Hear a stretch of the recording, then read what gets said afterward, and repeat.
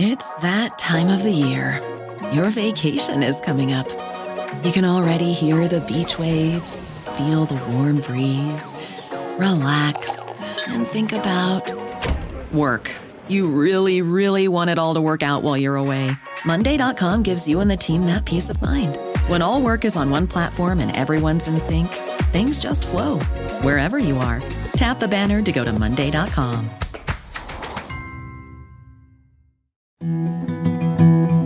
A science story, huh?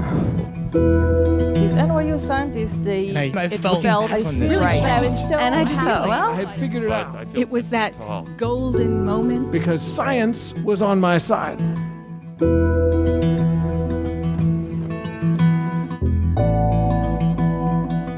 Hi everyone, I'm Ben Lilly, and welcome to the Story Collider, where we bring you true personal stories about science. This Valentine's Day week, we're bringing you two stories of science and romance coming together in unfortunate ways.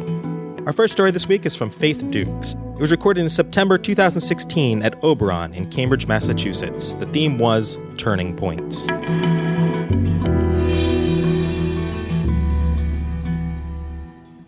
I am a stickler for time and timelines and checklists.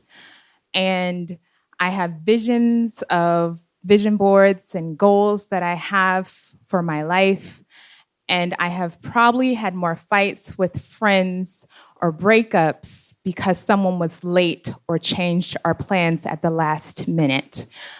My undergrad institution had this slogan: to be early is to be on time is to be late, and to be late is unacceptable. It was a match made in heaven. So I have this thing about timelines, and sometimes I wonder, where did this come from? Who made me think about these timelines all the time? And then I get on the phone with my parents, and they have questions like, are you meeting new people? Have you been out lately? Do you have a boyfriend? Are you getting closer? And I get it.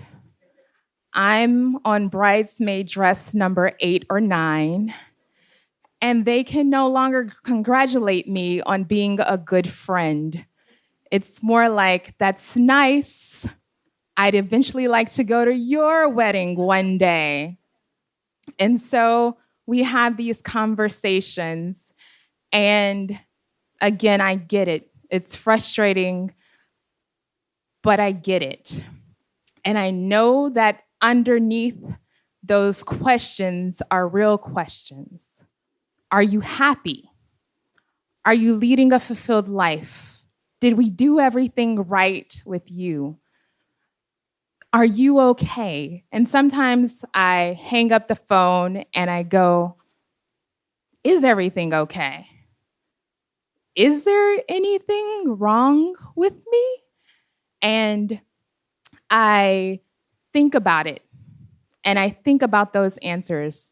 And I think to the alternate life that 18-year-old me had. 18-year-old me who knew everything. She was a fortune teller. She had a timeline. And around 18, I looked at my birth certificate and I noticed my mother's birth date. And I noticed how old she was. She was 28 when she had me. And I did a little math. She was 22 when she got married and graduated from college, 23 when she had my brother, 28 when she had me. Perfect. This would be my timeline. I have it right in front of me. Never mind that they were divorced 2 years later after I was born, or that I'd never been on a date at 18. I knew I could accomplish this goal in 4 years. So I wrote out my timeline. Step 1, go to college, major in science. Because how would I get my children at the top of the science fair podium if I don't have a fundamental background in science? Step 2, find some unsuspecting guy and get him to put a ring on it. Step 3, graduate with my BS in one hand and my MRS in another. Step 4, have some kids. Perfect. I've got it all down. So I get to college and I have fun and I meet these wonderful women that I will one day be a bridesmaid to. And it's great.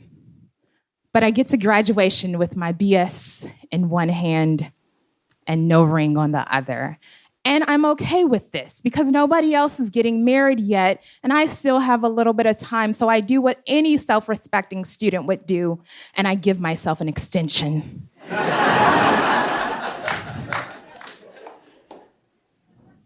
Plan A that I had .ext for extension would now be get married at 28, have kids soon after.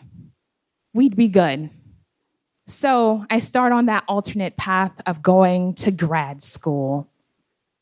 And it's wonderful, and I'm learning and doing research and really getting into the things that I love and teaching. And again, not really dating or going out, and I'm getting closer and closer and closer to this extended timeline date of 28. And again, I start to think, what's wrong here? What's wrong with you? What's wrong with us? What are we doing wrong? So I start some mini goals. Step 1, lose some weight. Guys like skinnier girls. Step 2, go down the rabbit hole that is online dating. And because I'm a person who likes to have goals and checklists, minimum 3 dates a month. That's how we do it. That's how we get this goal accomplished.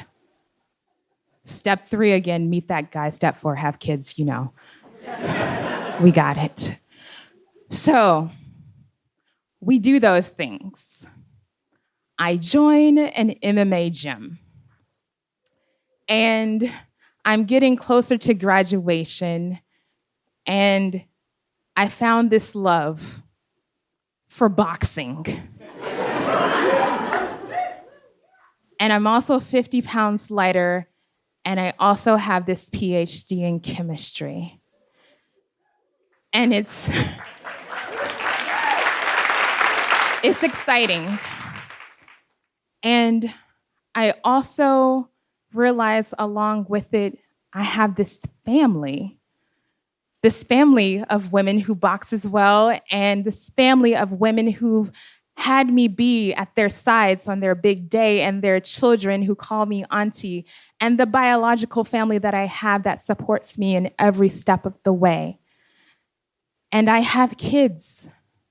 They are the children that come to the MIT Museum where I work, and I build experiences for them that show them what science and engineering can be. And I tell them that you do not need a certain background or a specific look in order to be a part of this world. Those are my children. And it's a fulfilling life. And as I was thinking about the story that I would tell you all tonight, I decided there was kind of one thing missing. So I went back down the rabbit hole, and I took a break from my dating sabbatical to online date again. And I started talking with this guy who said all the wonderful things, and he was this big romantic, and he said to me one day, what if you get to this opportunity tonight and you're telling this story, and I'm sitting in the audience looking at you, and I'm your boyfriend? And boy, did he kill my vibe, because I was really like working on what I was going to say, and then you're messing it up. And I had what I was gonna say. And sorry to tell you all tonight, he is not in the audience. It did not work out.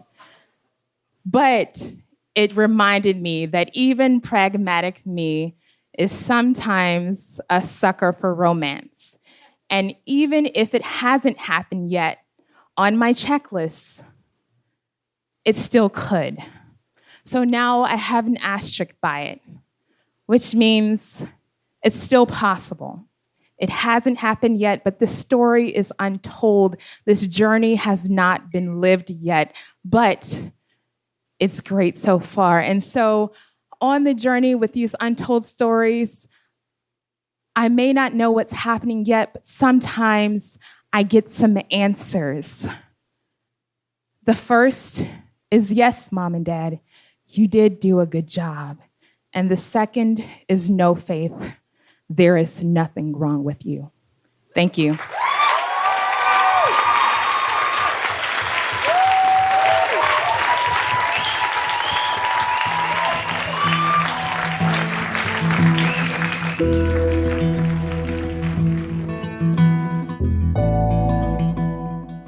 That was Faith Dukes. Faith is an education coordinator at the MIT Museum, where she creates interactive sessions for middle and high school students to explore using MIT's exhibitions, collections, and current research.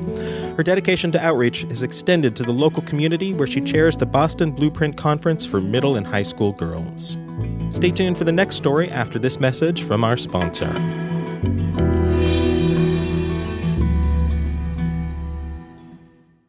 This week's episode is brought to you by CuriosityStream, a subscription streaming service that offers over 1,500 documentaries and nonfiction series from some of the world's best filmmakers.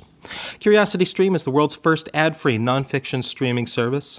It was founded by John Hendricks, founder of Discovery Communications, your guaranteed access to factual, educational programs and not the reality TV shows currently plaguing cable TV. It's available on many platforms, including a web app, Roku, Android, iOS, Chromecast, Amazon Fire, Amazon Kindle, and Apple TV, and is available in 196 countries worldwide. Their content spans history, science, nature, technology, and more. A couple of their original exclusive titles that might particularly appeal to Story Collider listeners include Deep Time History, an exclusive 3-part original documentary series that tells the story of the universe's 14 billion-year history and origin, and Stephen Hawking's Favorite Places, an original documentary in which renowned physicist Stephen Hawking travels across the universe in a CGI spaceship, making stops at some of his favorite places, from Saturn to black holes to the Big Bang to Santa Barbara. Plans start at just $2.99 per month. That's less than a cup of coffee or the cost of one title on completing platforms. So check out curiositystream.com/signup and use promo code StoryCollider to get unlimited access to the world's top documentaries and nonfiction series completely free for the first 60 days. That's 2 entire months free of one of the largest 4K libraries around. So go to curiositystream.com/signup and use promo code StoryCollider.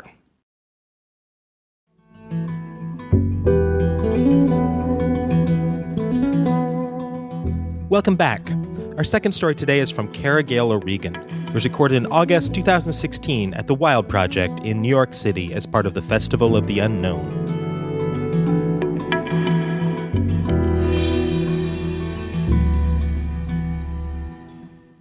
So when I was unceremoniously dumped via text message, I felt deeply hurt and deeply violated, but I felt really violated because against my better judgment, I had been having unprotected sex with that person, while the whole time we were dating.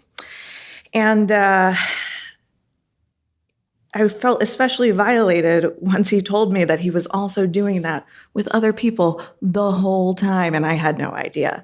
So I'm somebody who likes to intellectualize things, so I don't have to actually have feelings about them. And I decided that I was going to take myself, I was going to go get an STI test, and science would tell me I'm fine, and then I would have to feel okay about this whole thing. Up to then, compared to most people, I had been pretty responsible. Growing up, my best friend's mother was actually our high school sex ed teacher. So even though that scarred my dear friend for life, it gave me the tools and the knowledge that I needed to protect myself. So I was fairly confident about my status going into this relationship. I had been tested before him and after anyone else. And so I decided that I was going to take myself to Planned Parenthood on my next day off. I scooped myself up feeling slightly empowered, but still mostly wounded. And as I drove past the abortion protesters that were situated just at the entrance to the strip mall where this facility was located, I got so angry at them, and it was such a welcome change from being so angry at myself for getting myself into this situation in the first place. My mind was swimming with all of the evidence-based things that I wanted to yell at them as I left. But then I found that the door to Planned Parenthood was actually locked. And I figured, maybe they're opening late today for some undisclosed reason. So I decided to wait. And my lonely party of one was then joined by a pregnant woman who was in her second trimester, a teen couple who kind of couldn't keep their hands off of each other, and a few older women who definitely had better things to do that day. About an hour and a half later, somebody finally came by and told us that they actually weren't going to be opening at all that day. They had an internal training workshop that they had to do. So of all the days, it had to be this one. I drove off, kind of preoccupied with what I was going to do next, didn't even think about the abortion protesters. I was on a mission. That was definitely clear. I was so determined to get tested on that day that I went home, I found another Planned Parenthood online, and I jumped back in the car. That second Planned Parenthood was thankfully without any protesters, and this one was actually open, which was great. But by that time of the day, it had gotten pretty crowded, so I had to wait quite a while longer. By the time that I got to actually speak to a nurse, she informed me that the incubation periods for many of the infections that they would be testing for was actually longer than the time that had elapsed since I was last with my partner, which was a bummer. She told me it was still too early, but she moved forward and did the testing anyway because I was so insistent about it. And I told her, I don't care what kind of samples you need to take from my body. I want the whole panel, everything, just take them. I did finally break down crying when I was in their bathroom trying to pee in the sad little Dixie cup that they had given me. It turns out that providing urine samples under duress is not one of my talents. And I then realized also that I had completely forgotten to stay hydrated on this day because I was so determined. So getting a blood sample was also really difficult. By the time I got home, it was kind of early evening, and I was exhausted and very dehydrated and no more comforted by this exercise than I had been when I walked out the door that morning. I think I actually felt worse, but I was happy to put this portion of the ordeal behind me and didn't even think about the tests again for a couple weeks, at least not until my phone rang with an unknown number that I let go to voicemail. I immediately regretted letting it go to voicemail once I listened back to the message and heard that it was the New Jersey Board of Health calling to talk to me about the results of some tests I had done. All it took was hearing Board of Health to make my vagina immediately start burning and send my mind into doomsday scenarios where I definitely had AIDS and definitely had every other sexually transmitted infection known to humankind, possibly even a few we hadn't yet discovered. When I summoned the courage to finally return that phone call, I spoke to a man named Carlos, whose cool and calm demeanor made me feel a lot more relaxed. I would later learn that the reason he was so calm was that compared to some of the shit that he'd seen, this was very small potatoes. And he'd seen some shit. He'd gone into public health after watching almost all of his friends die from AIDS in the 80s and 90s. He'd been with the Board of Health almost 20 years and walked people through these moments of terror every single day. Talking to people about abnormal test results for him was no more scary than filing an expense report. That's actually kind of scary for some people, but any semblance of chill that I had went right out the window when he informed me that I had actually tested positive for syphilis. apparently it's relatively uncommon for women in the 21st century to contract syphilis. So this would actually not be the first time or the last time that I would experience a relatively unusual health event. Weird but not unheard of was a phrase that I had heard out of the mouths of my healthcare providers so often over the years it could actually be the title to my memoir. Carlos explained that it might just be a false positive, and so he then proceeded to ask a long series of very detailed questions about my sexual history, more detailed than from anyone I had ever actually had sex with. I remember only his last question because it was the only one that I was able to answer with gusto. Because it was the only one that had nothing to do with sexual encounters, I might have preferred to forget. He asked, "Have you ever had Lyme disease before?" And I just immediately said, yes, I contracted it in 2008 after a camping trip, but didn't get treated for 5 months because I was so used to feeling unwell in the first place. I didn't even realize I was sick. But what on earth does Lyme disease have to do with this test result?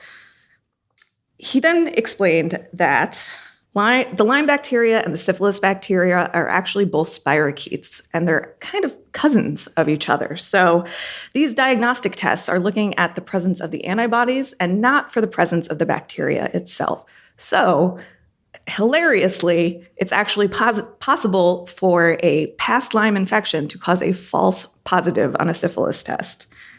Great way to find out. So I was not thrilled with the emotional roller coaster that this phone call had been so far, but this was music to my ears. He told me that I would have to come in for a confirmation test, but the confirmation test still only 50% accurate. So my previous partner would need to come in or get tested elsewhere and have his results sent to verify my results. Carlos asked if I wanted him to handle it or if I would inform my partner. And I decided that I was going to do it myself. I decided I was going to write an email. I was going to explain the situation, explain that it was probably a false positive, but that the very least he could do was handle this in a swift and sensitive manner. Addressing the email, I remembered suddenly that I had actually deleted his contact information in a moment of spiteful rage. And so I was sure that I could remember his email address from memory, and I typed it in and sent the email as soon as possible because I just wanted this to be done as soon as possible. Several days went by with no response, so I decided that I was going to check his email address against our customer database at work. And to my horror and despair, his email was actually nickname.lastname@gmail.com and not firstname.lastname@gmail.com, as I had misremembered and entered it. I never got an undeliverable message back from that email address, so it definitely exists. There are definitely several other people out there with his same name that definitely exist. So somebody definitely got that email, but deleted it and had the sense to never contact me, and I am so thankful for that. So I spent the rest of that day at work full of that hot shame and anxiety, just thinking I was going to barf or pass out or do both at the same time. And so I left work, I went straight to my friend's house and collapsed in her arms, weeping and yelling, "This is going to be funny someday, right? We're going to laugh about this real soon." When I finished crying, I took a deep breath and sent the email again. And this time, sent it to the correct address. So, good job, me. And on my next day off, I headed into the Board of Health for that confirmation test. It turned out that their protocol was actually to start treatment immediately, which meant before getting the results of the confirmation test, before getting the results from that last partner. And it turned out also that that treatment is antibiotic shots in your butt, several of them over the course of several weeks. And over those several weeks, I had, despite the email making it to the correct inbox this time, I had to follow up with my partner 4 or 5 times before he finally went and got tested. By that time, I had had 3 full 3 syringes full of antibiotics injected directly into my butt cheeks. All the while, still totally unsure if I had actually contracted syphilis or if this was just another in a long string of misdiagnoses. At the end of it all, I never did actually have syphilis, but I did get a yeast infection from the antibiotics. So that was fun. But this story has a happy ending. As I was recovering from that yeast infection, I met my current partner this summer. We're together for 5 years. 2.5 years after that intensely humiliating medical surprise, I would finally start to get answers about why I had had so many of those weird but not unheard of health events in my life. After 20 years of unexplained symptoms, I would finally get diagnosed with a genetic disorder that most people have never heard of. No one is quite sure how it's pronounced. And it often requires that I give people several basic anatomy and physiology lessons before I can even explain it to people. Along the way, I've learned that what we don't know about the human body so far outsizes what little we do know, but that the doctors that I'll see in my lifetime are under the impression that the exact opposite of that is true. I learned that being chronically ill means you often need to learn to live with total uncertainty while floating through a system that is built on the illusion of absolute certainty. And I learned that the results of diagnostic tests are not as black and white as we like to think that they are. And thankfully, this story is very funny to me now. Thank you.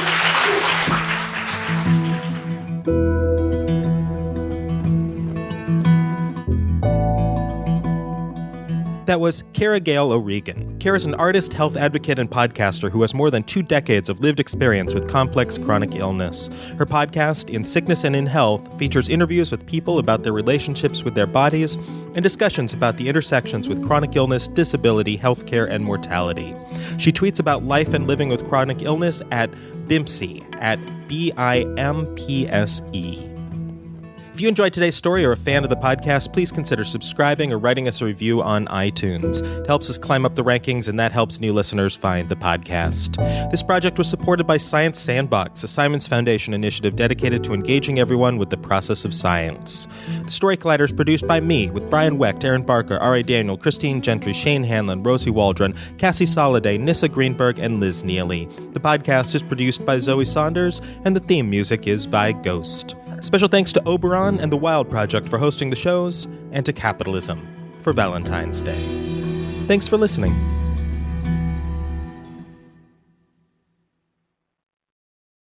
Thanks again to CuriosityStream, a subscription streaming service that offers over 1,500 documentaries and nonfiction series from some of the world's best filmmakers, for sponsoring our episode today. Again, CuriosityStream is the world's first ad-free nonfiction streaming service with over 1,500 titles and 600 hours of content that spans history, science, nature, technology, and more. Plans start at $2.99 a month.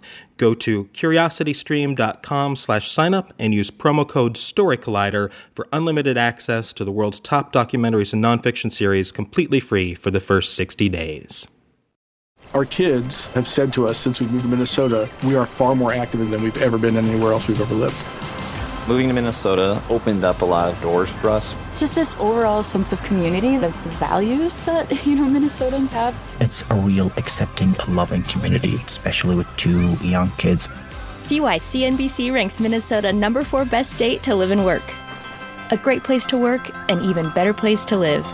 ExploreMinnesota.com/live.